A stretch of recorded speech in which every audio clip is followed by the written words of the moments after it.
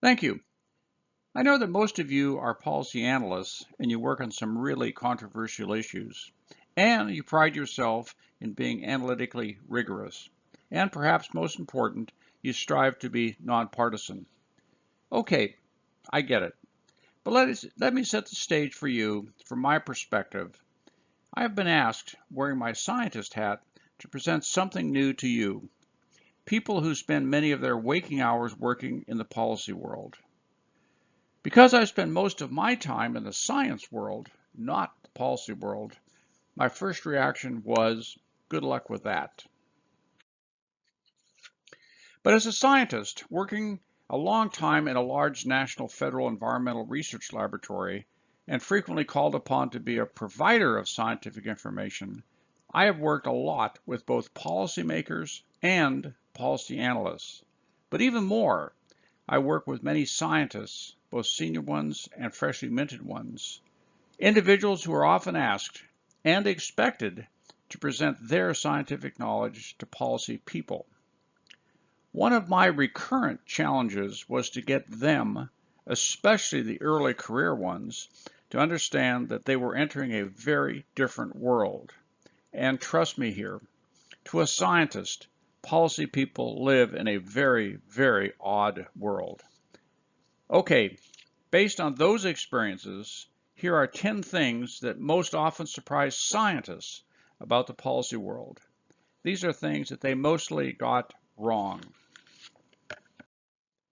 The first thing that many scientists get wrong, the type of knowledge that these days is typically called science, is only one of several types of information. Although science often plays an important role in policy analysis and policy making, it is far from the only information that plays a role. It may not seem obvious to you because you likely spend your work hours in the policy world, but many scientists dismiss other forms of information as largely irrelevant, or at best, second rate.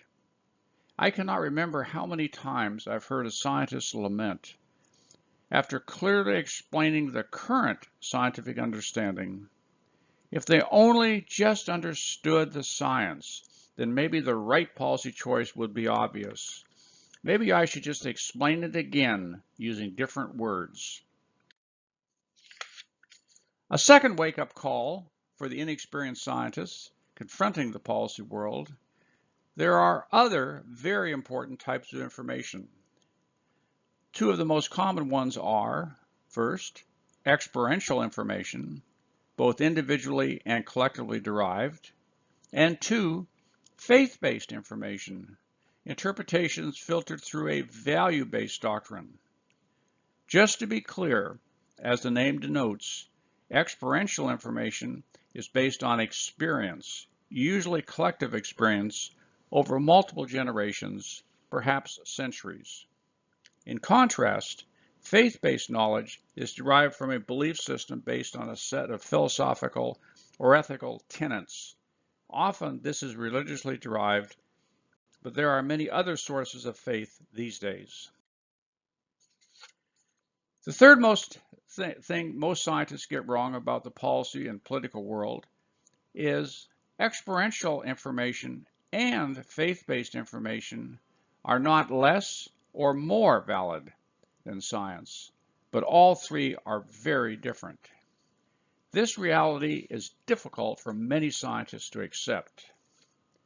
As philosophers always insist, there are three types of knowledge that are simply different ways of knowing. Trust me on this point.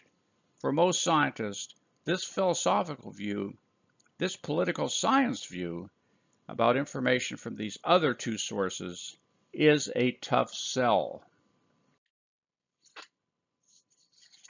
The fourth thing is actually one that most scientists usually get right, but most normal people get it wrong. By definition, scientific information must be 1, rational, that is, it uses human senses, 2, systematic, that is, it is acquired according to an explained and understandable logic, 3, testable, That is, someone else can rerun the experiment and the analysis. And 4, reproducible. That is, repeating the work comes up with the same answer, of course, within normal statistical variation. No other type of information meets this 4-part standard. Thus, it is a highly restrictive requirement.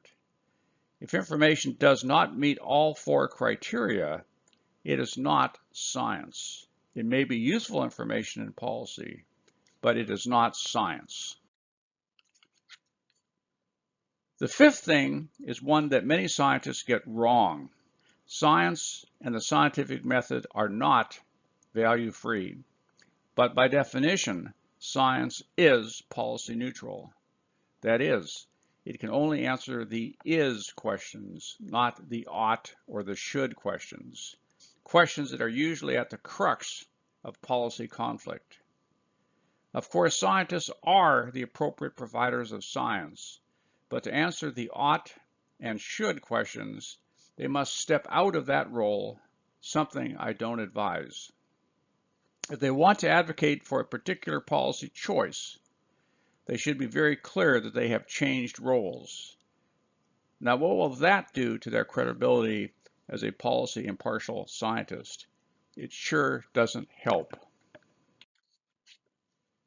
The 6th thing that early career scientists often get wrong, unfortunately, is increasingly common these days.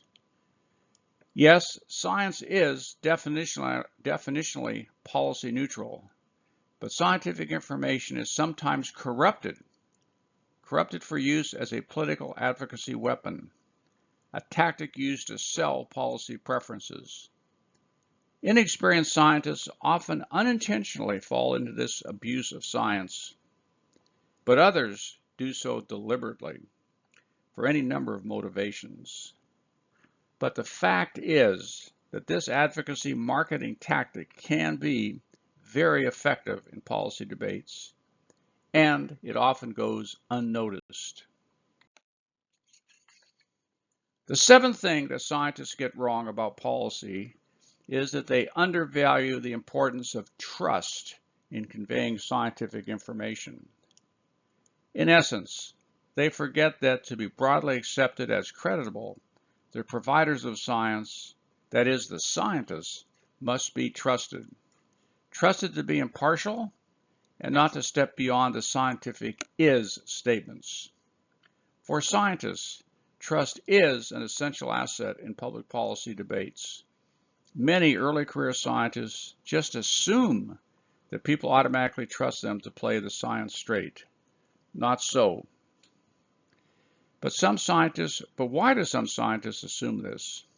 Polling reveals that much of the public does not think that scientists always, or even usually, play it straight. The 8th thing that scientists often get wrong is to fall for the common practice these days of embedding, that is, hiding, policy preferences within what is assumed to be impartial scientific information. No matter the motivation, this behavior is not playing it straight. Such behavior degrades public confidence in the integrity of science, and thus, understandably, trust in the impartiality of scientists declines. These days, public trust in scientists to stick to the science is relatively low. In part, this low level of trust is because many scientists do not, in fact, stick to science. In short, they do not play it straight. The good news for folks like me, trust in scientists is higher than trust in elected officials and many other professions. The 9th thing that scientists often get wrong about policy is that it is ever so easy for a scientist to shift out of science and thus become a policy advocate. Perhaps they are tricked, but perhaps it is intentional. Regardless, tricked or not, this stealth change in roles, especially if it involves embedding their personal or their employer's policy preferences into their science, is not good for our reputation as impartial sources of policy relevant but policy neutral science. This type of biased information is called normative science, and it is simply stealth policy advocacy. The 10th and final thing that scientists often get wrong about policy is to assume that the scientific timeline carries over to the policy world. It does not. It typically requires years of study for a scientist to be willing to answer a question without a whole pack of qualifiers. A good policy analyst might say, "Give us your best guess." A scientist hears, "This is a trick to get me on the record." But elections happen. The political environment can change quickly.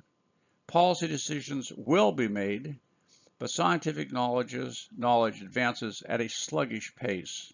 At least it is sluggish to those who deal with policy issues. Okay, there you have it.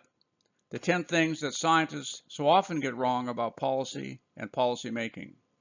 For sure, many scientists do have a lot to contribute to resolving contemporary policy issues, but it is essential for them to stick to science, to stay in their lane, if you will, and to not try to push the policy decision. That is, drive the outcome towards one they or their employer prefers. Thank you very much. In spite of my initial apprehension, I enjoyed the opportunity to think about the science-policy interface and share with you a few of my lessons learned.